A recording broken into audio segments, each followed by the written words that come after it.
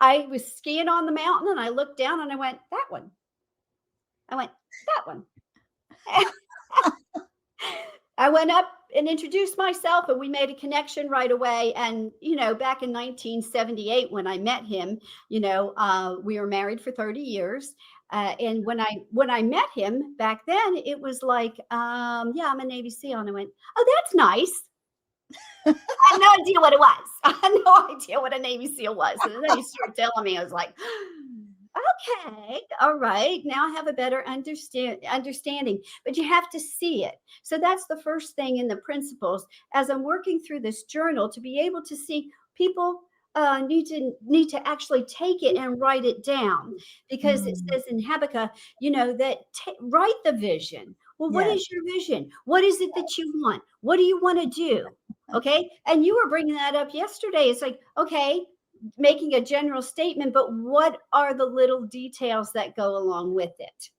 Important. So that's what the next step is, because I have so many principles in here. My sister said, "Yeah, I just got into this one principle, and then you move on to another one." So a more in depth of the approaches that are in the book.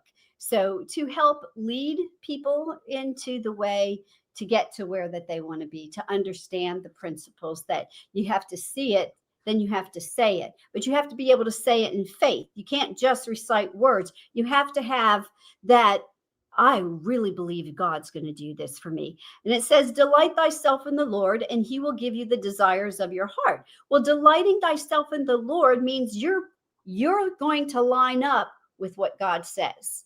So he can give it to you because you're lined up with what God said. Mm. So, and that's what the next book is going to help, a workbook that accompanies this one.